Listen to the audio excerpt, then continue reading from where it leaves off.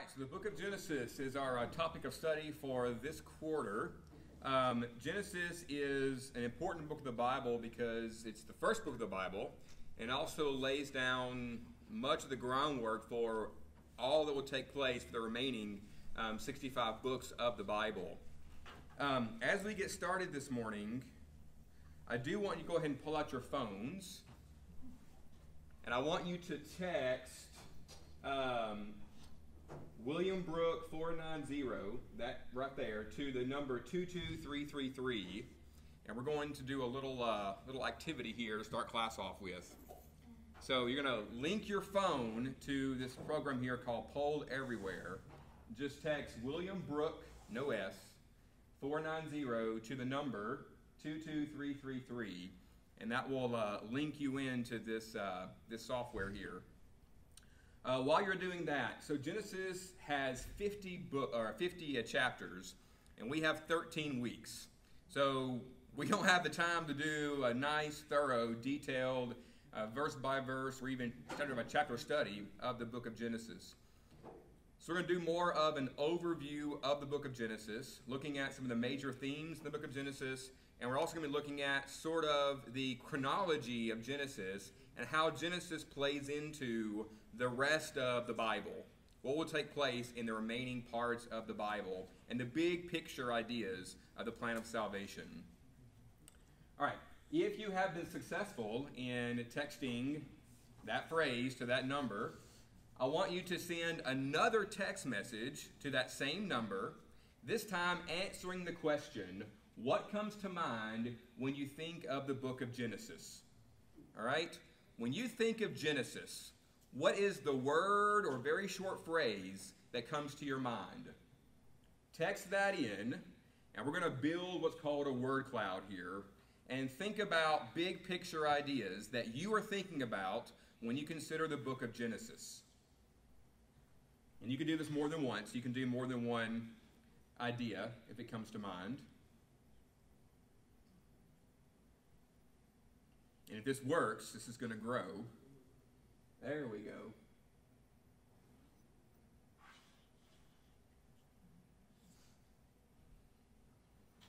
And you can cheat. You can play off of what's up there already if something else comes to mind as this grows.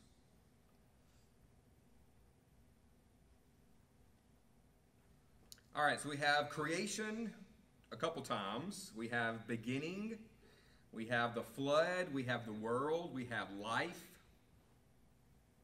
So these are linked mostly to the early part of Genesis.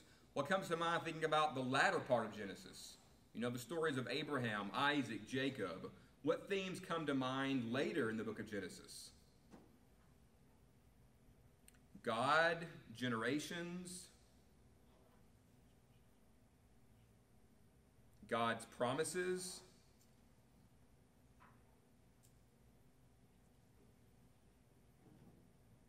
let's see what else we have here. Patriarchs, promises, nations, making nations great. All right, so these are all big things in the book of Genesis, and I'm glad these ideas are coming up here because these are the big themes we're going to look at as we go through our study of Genesis. Starting very early on with the book itself and the creation account, working our way through the fall of man, working our way through the flood and the time of Noah, and then to the Tower of Babel, and then to the patriarchs of Genesis, Abraham, Isaac, Jacob, and Joseph, and the story of their family and how that seed is passed generation to generation, ultimately leading to Jesus Christ in the end. Okay, so thank you for helping me with that. And keep these themes in mind as we go through the book of Genesis. All right, so the book of Genesis is generally attributed to Moses as being the author. There's no direct evidence that Moses did write the book of Genesis. He doesn't identify himself in the book or otherwise in the Bible. There's no direct reference to Moses writing the book of Genesis. But it's generally assumed that that's to be the case, all right, for a couple of reasons. First of all, Moses is credited as writing Genesis and the other books of the Pentateuch by Jewish and Christian traditions. And it's generally thought that when Moses was leading the children of Israel through the wilderness on their way to the land of Canaan, he probably penned Genesis, Exodus, Leviticus, Numbers, and Deuteronomy all during that journey through the wilderness. After he received the law on Mount Sinai, he penned the law and the chronology of the Israelites during that time, and that would have been the books of Exodus, Leviticus, Numbers, and Deuteronomy. But the general thought is that Moses also wrote the book of Genesis as a prelude to the books of law. And the thought is, if you start by writing the history of Israel, what predates that? All right? What's the story of how we got to this point where Israel leaves Egypt, receives the law, and enters the land of Canaan? And so Moses is thought to have written Genesis as, here's the backstory. Here's what happened leading us up to where we're at right now, receiving the law and traveling on into the land of Canaan to receive God's promises. All right? In addition to these sort of historical traditions, Moses does identify himself as writing part of the law. In Deuteronomy chapter 31, verse 24, Moses does identify himself as penning portions of the law. But then additionally, turn to John 5, 46 and 47.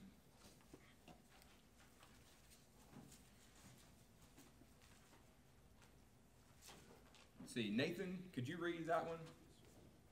John 5, 46 and 47.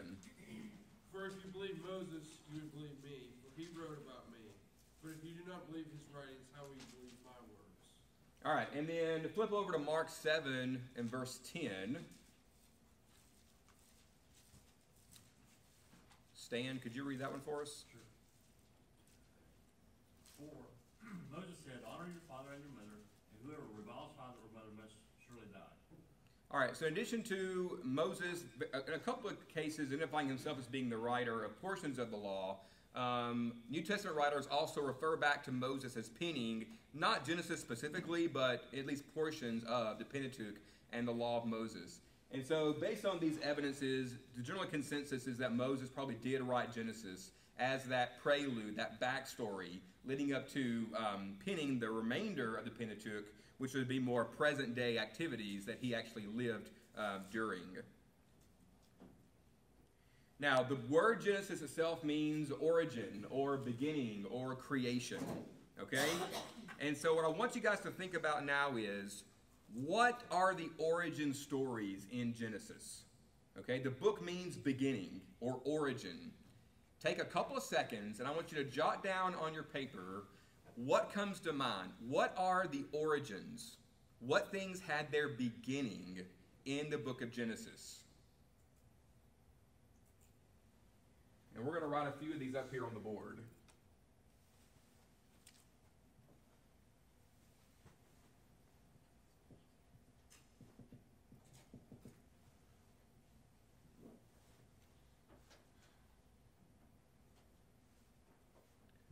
All right, who's got one? Stan. Humanity. All right, mankind. Mankind has its origins in Genesis. Families. Do it. Families. Families have their origin in Genesis.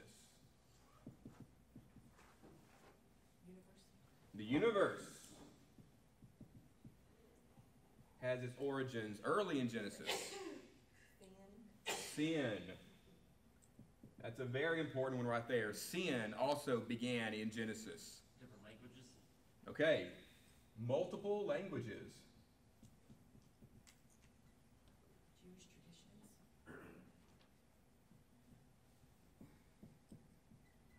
I'm just going to put Jews.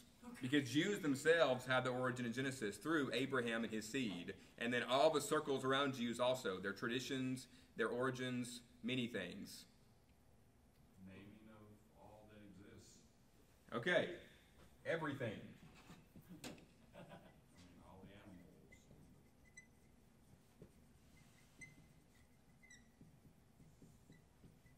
animals. Animals, plants, etc. all had their origins in Genesis. The plan of salvation. All right. The plan of salvation.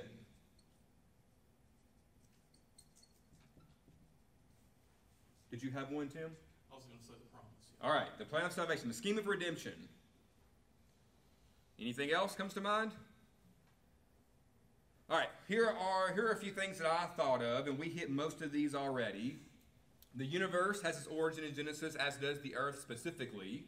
Life itself began in Genesis, both life of humankind and all life, really. Mankind, marriage, and families have their origins in Genesis. Sin, and that's a big topic we'll look at in a couple of weeks now, is the origins of sin and what that means for us today and what that means for all of mankind. And really linked to the origin of sin is that scheme of redemption. God knew, he had the forethought that sin was going to enter into the world upon his creation of mankind, because he gave mankind that free choice. But even before he built the foundations of the world, knowing sin was going to be a factor, he had this plan in place since the beginning, the scheme of redemption. And really, the entire Bible is based around this arc, this scheme of redemption. From the fall of man and sin entering the world in Genesis chapter 3, all the way to salvation that we receive through Christ in the New Testament. All right? If you take a step back from the Bible, from Genesis and all the Bible, that's what you see. You see that scheme of redemption, that plan of salvation that plays out throughout the books of the Bible. But we'll see the beginning of that plan and a prophecy, a promise about how it's going to be resolved right there in Genesis chapter 3. And then also importantly, Israel itself. All right, Israel, God's chosen people, will take up most of the book of Genesis. Chapters 12 through 50 really detail the chronology of this people, these Israelites, from their origins from Abraham and how that seed was passed on down eventually to Jacob and his 12 sons, and really the growth and expansion of the Israelites that we see the end of Genesis and the beginning of Exodus. All right, so these are the origins, and you can think of more as well. All right, but these are the origin stories that are told here in the book of Genesis.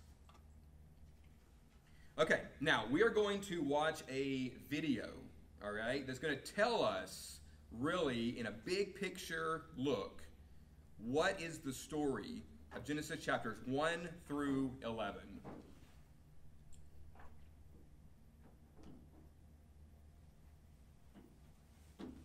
The book of Genesis is the first book of the Bible, and its storyline divides into two main parts. There's chapters 1 through 11, which tell the story of God and the whole world. And then there's chapters 12 through 50, which zoom in and tell the story of God and just one man, Abraham, and then his family. And these two parts are connected by a hinge story at the beginning of chapter 12. And this design, it gives us a clue to how to understand the message of the book as a whole and how it introduces the story of the whole Bible. So the book begins with God taking the disorder and the darkness described in the second sentence of the Bible, and God brings out of it order and beauty and goodness. He makes a world where life can flourish.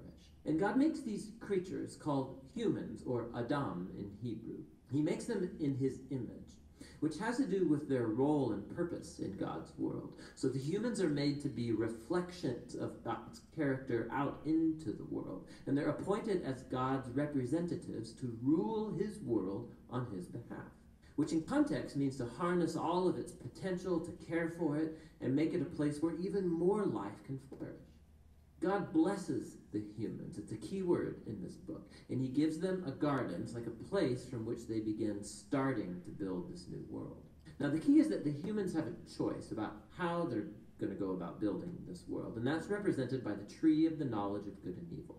Up till now, God has provided and defined what is good and what is not good. But now God is giving the humans the dignity and the freedom of a choice. Are they going to trust God's definition of good and evil, or are they going to seize autonomy and define good and evil for themselves? And the stakes are really high.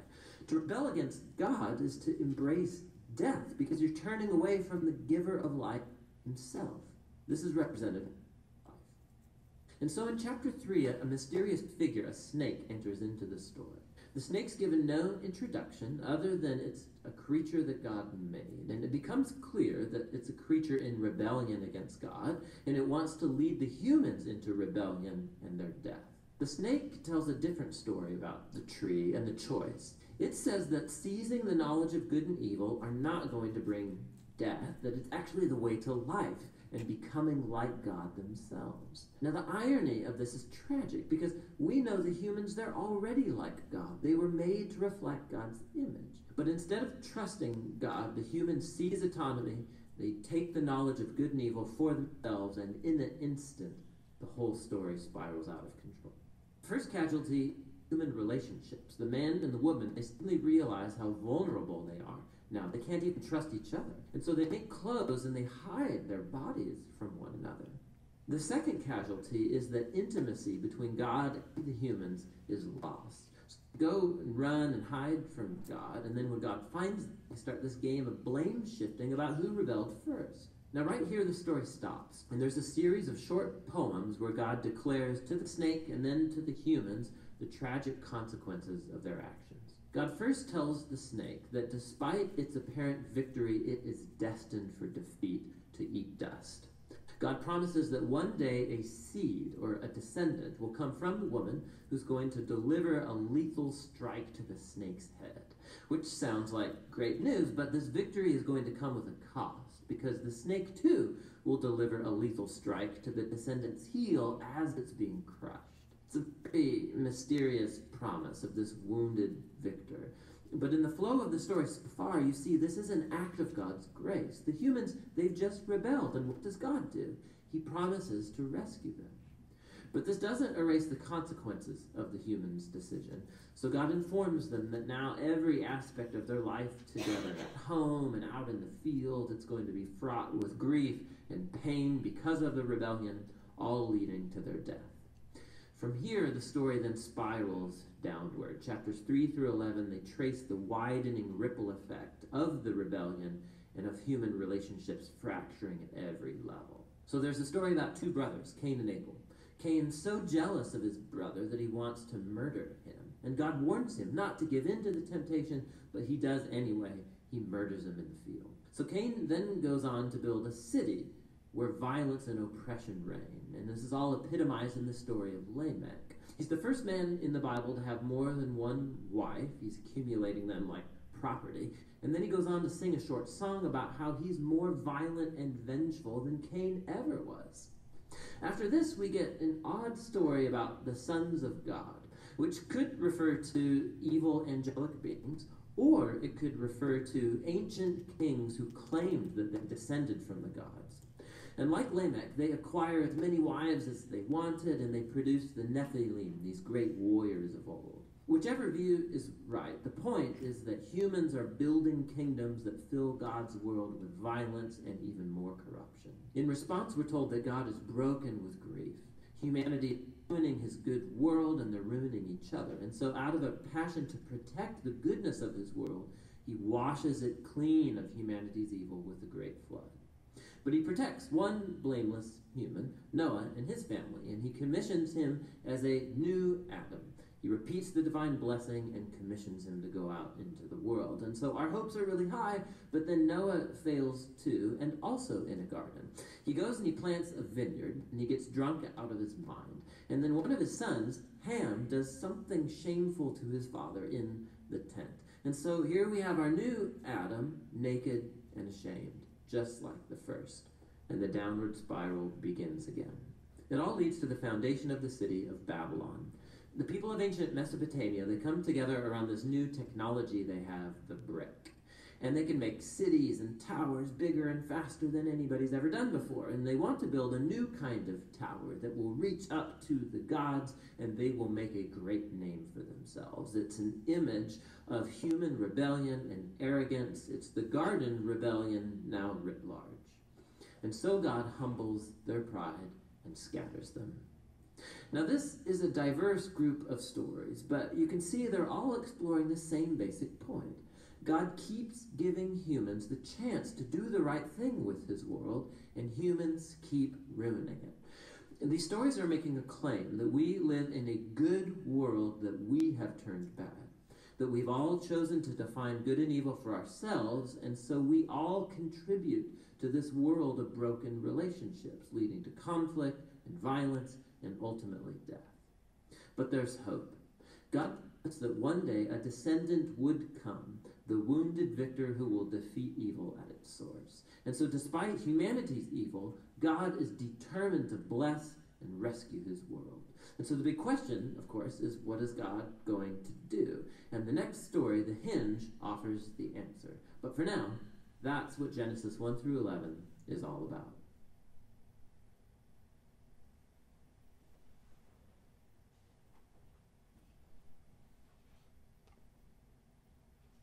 All right, so these videos come from this website called The Bible Project, and they have these videos for almost every book of the Bible. They're building their inventory, and they do a fantastic job in a very engaging way, really giving you the big picture look at each book of the Bible, all right?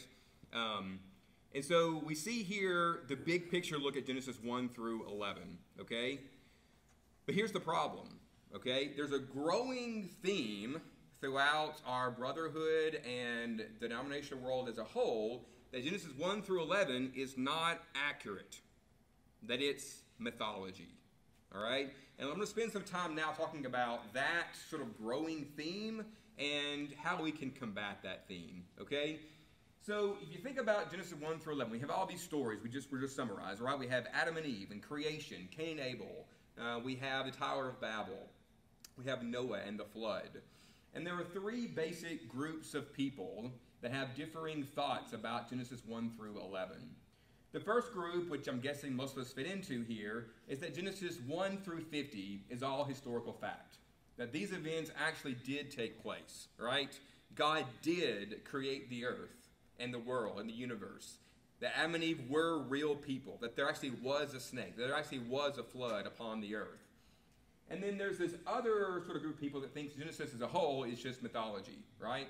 So there's going to be the atheists out there, all right? And the ones who are skeptical, right? All these things in Genesis, they didn't happen. It's like the Iliad or the Odyssey or the Roman mythology, right? This is all just stories of old. They're great to read, but they're not actually true. This is not actual historical truth. But then you have this other sect that's sort of a hybrid of the two. And this other sect of Christians, I use the word sort of broadly here, believe and will contest that Genesis 1 through 11 is mythology, but that 12 through 50 is more historical fact. Okay? So they basically will contend that the latter half of Genesis, from Abraham on, those events did take place. But the events of Genesis 1 through 11 didn't take place. Those are stories. It's an allegory or a myth that's told for these Israelite people that was penned by Moses or whomever else. And so, the question is then, why do we call into question the historicity of Genesis 1 through 11? Any thoughts? Why would Christians, believers of God, believers of Jesus, want to call into question the historicity of this early part of Genesis, the origin stories, if you will? It just goes against evolution, for one. All right, and I think that's probably the heart of it, largely. Okay, if you have someone who believes in God, and that same person also believes in scientific thoughts about the origins of the universe and the origins of life, all right, the Big Bang Theory or evolutionary theory, how do you take evolutionary theory and the Big Bang Theory and the biblical account of the origin stories and put the two together?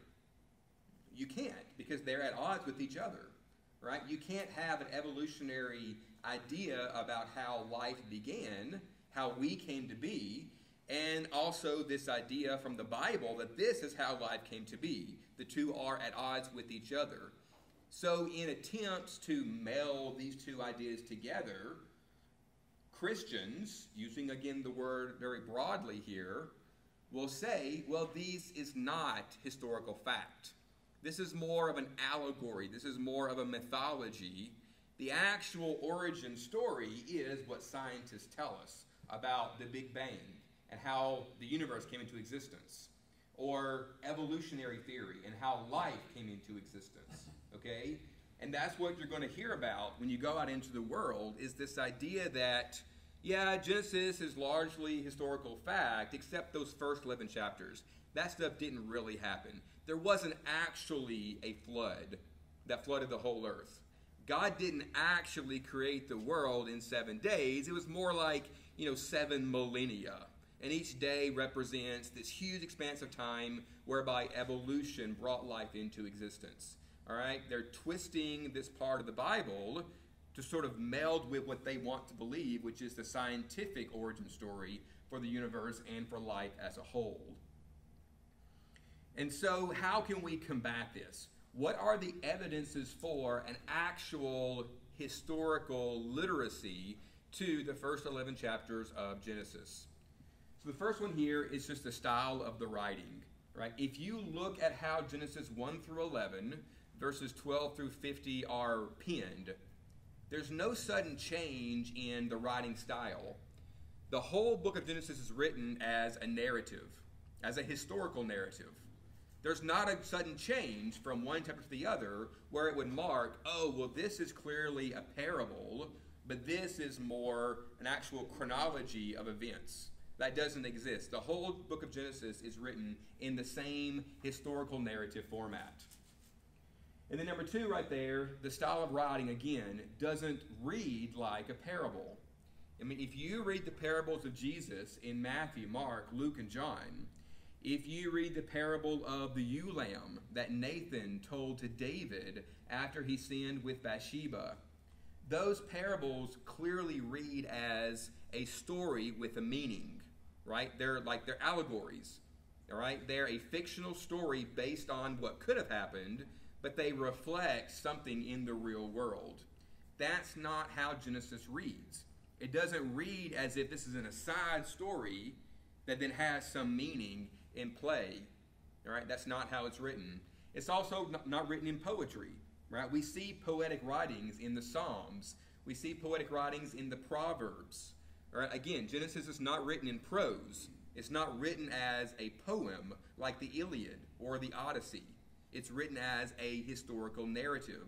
So the writing style doesn't reflect those kinds of things.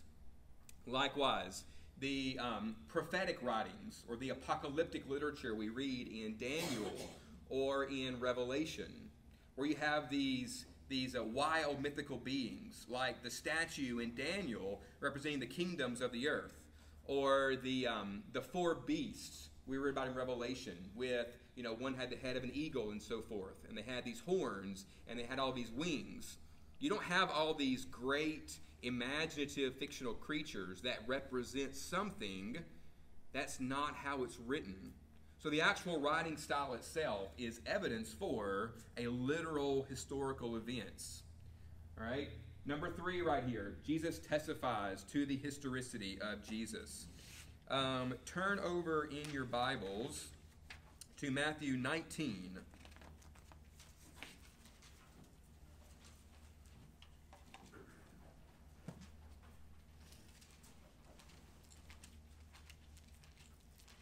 Matthew 19, verses 4 through 6. Let's see, Bob, would you read that for us? And he answered and said, have you not read that he who created them from the beginning made them male and female? And he said, for this reason a man shall leave his father and mother and be joined to his wife, and the two shall become one flesh. So they are no longer two, but one flesh. What therefore God has joined together, let no man separate. Thank you. I'm going to read from Matthew 24, beginning in verse 37. This is Jesus speaking. For as for the days of Noah, so will be the coming of the Son of Man. For as in those days before the flood, they were eating and drinking, marrying and giving in marriage, until the day when Noah entered the ark. All right, and there are other references as well. So Jesus, when doing his ministry on earth, he refers back to these events and uses them as in creating these parallels between events early in the history of the world to events there in his day, and even linking them to events that would take place, okay? His returning, his coming back. So Jesus himself speaks to the historicity of the events in Genesis 1 through 11. And not just Jesus, but many, many New Testament writers have clear references to Genesis 1 through 11, as well as 12 through 50. I'm going to just read some statistics to you here. Every New Testament writer refers to events or characters from Genesis 1 through 11. Every author of the New Testament refers back to events in Genesis 1 through 11, and some of them use those events for doctrinal arguments. Of the 50 chapters in Genesis, only 7 are not cited in the New Testament, and all 7 are from 12 through 50. So every chapter, 1 through 11, is cited in some way in the New Testament. Only 3 books of the New Testament lack Genesis references. Philemon, 2 John, and 3 John lack references to Genesis, but every other book of the New Testament refers back to Genesis in some way. If you look over at Romans 5 and verse 14,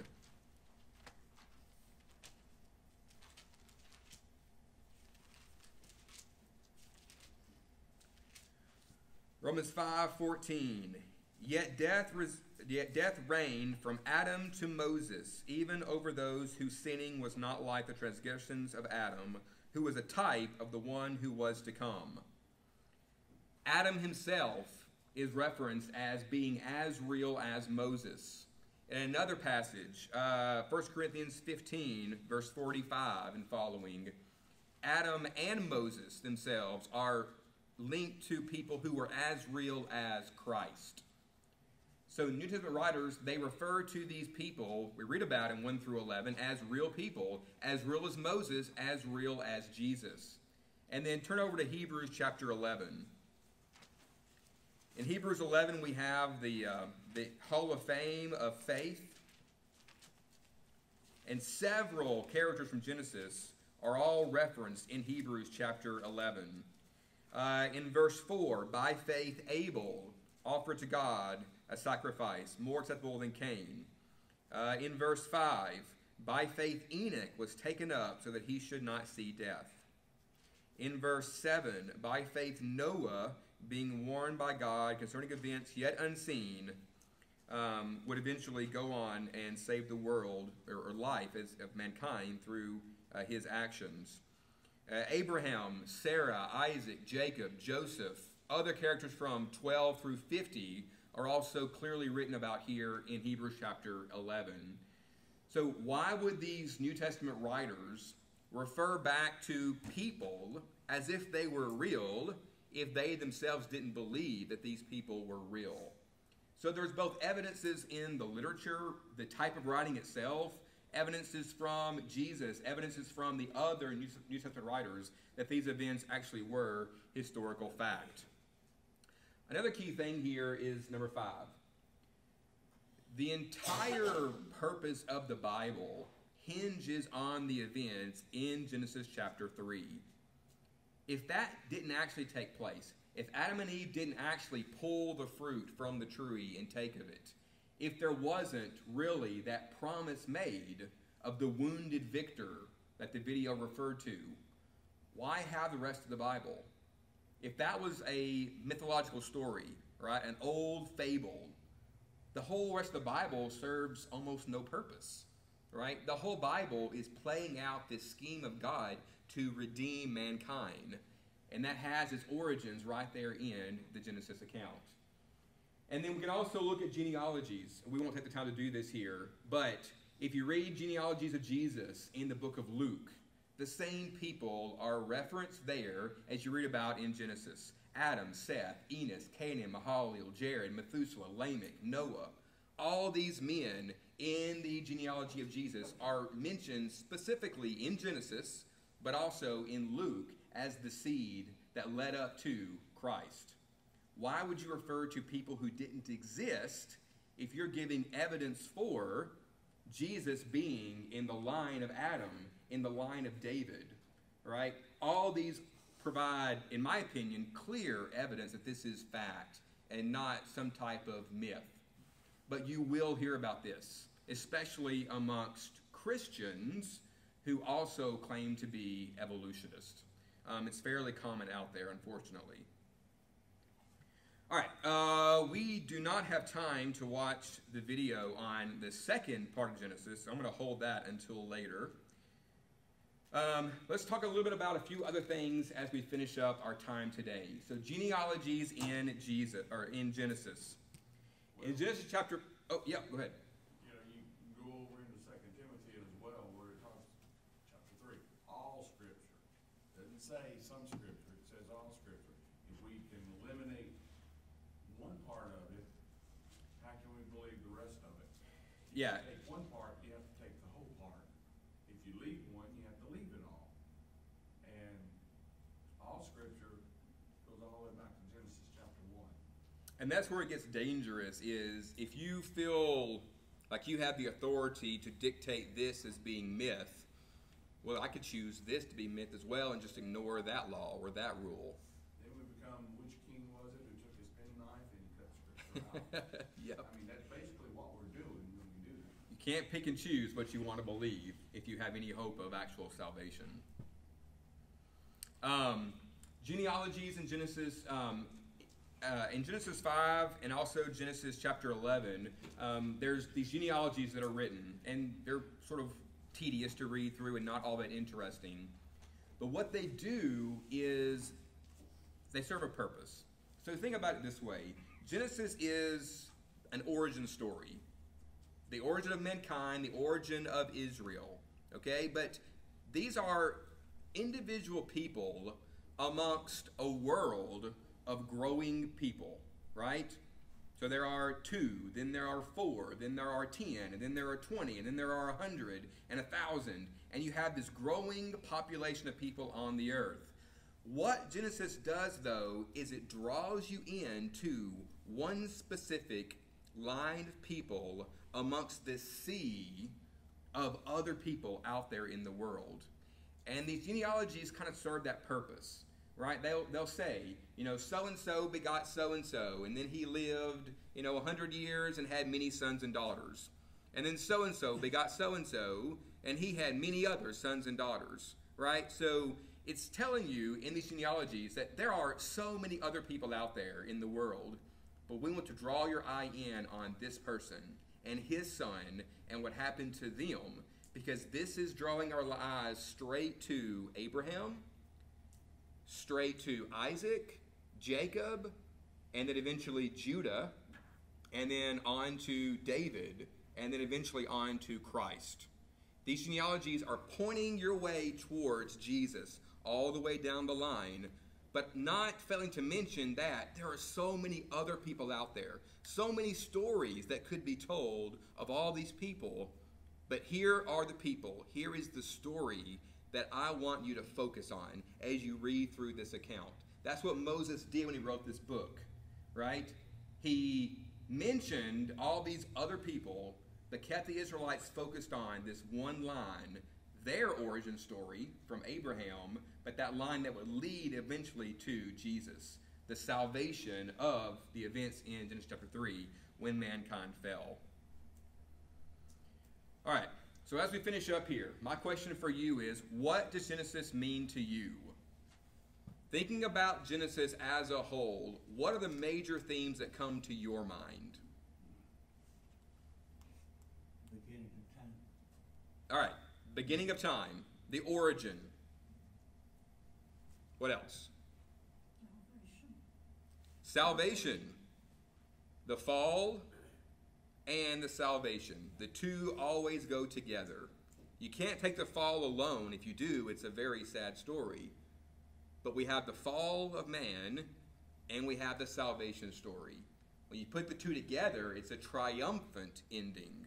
We don't see salvation played out in Genesis per se, but as the entire Bible, then we see that big picture of salvation. What it leads up to. It leads, yes, it's that lead into the salvation story. Blessings, in what way? Lots of ways. Give me an example. Fathers blessing sons. Okay, Abraham blessing Isaac. Isaac tending to blessing, trying to bless Esau, blessing Jacob in the process. Yes. Promises, God's covenants. You know, he promised Abraham 3 things: a great nation, a great land, and a great seed that would bless all parts of the world, all people of the world through that seed. The importance of family and the role that it plays in society and our religion and everything. The family unit, yeah. We see the birth of marriage, the birth of the family in Genesis, and we see the importance of families and what can happen when you don't have that family unit. Think about the events of Joseph and his brothers, and that jealous nature they had for each other. God used that to save the people of Israel from the famine, but those events were a dark spot in the Genesis account. Well, I was thinking about the idea that sin separates, both with Adam and Eve being separated from God, folks being separated at the Tower of Babel, and the one you just, Joseph being separated from his brothers, but how sin separates. Yeah, we see the power of sin in a negative capacity, and we see the power of God to save us from that sin. All right, we see obedience and what that can do for us. We see Noah's obedience save mankind. We see Abraham's obedience, but we also see what happens with sin and the consequences of sin. One theme in Genesis is going to be the consequences of sin, right? How it separates us from God. And that's just the big one. But then there are many other consequences as well that we'll read about in these stories. All right, we're out of time. Thank you for your attention, and I hope to see you again next week.